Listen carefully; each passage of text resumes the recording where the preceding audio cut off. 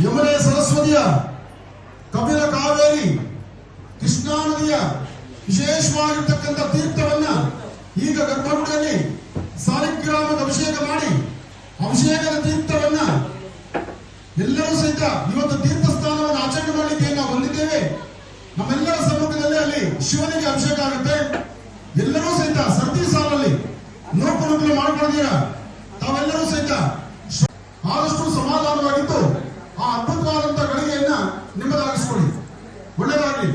ಈಗ ತಾವು ಸಾಲಿಗ್ರಾಮಕ್ಕೆ ನಡೆದಂತಹ ವಿಶೇಷವಾಗಿರ್ತಕ್ಕಂಥ ಅಭಿಷೇಕವನ್ನು ದರ್ಶನ ಮಾಡಿಕೊಂಡಿದ್ದೀರಿ. ತಾಯಿ ಮಹಾಲಕ್ಷ್ಮಿಗೆ ನಡೆದಂತಹ ಅಭಿಷೇಕ ಆಯಿತು. ಇನ್ನು ಬಹಳ ಮುಖ್ಯವಾಗಿ ಈಗ ಗಂಗಾಜಲದಿಂದ ಅಭಿಷೇಕ ಆಗುತ್ತೆ.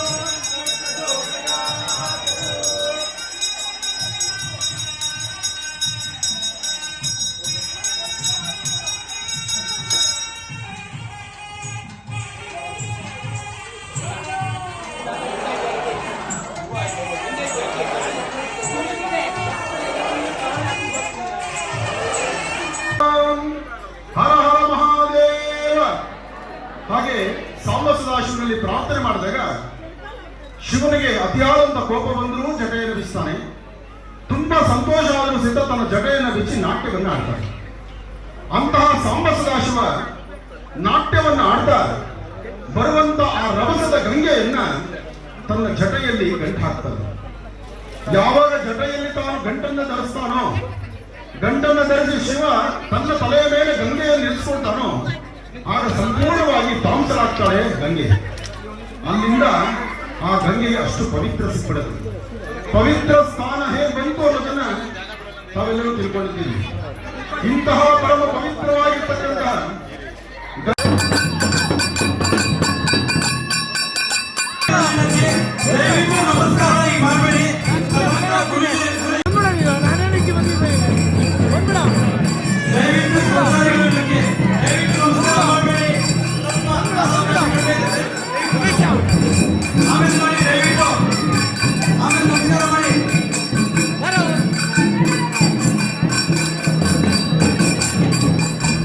Come on!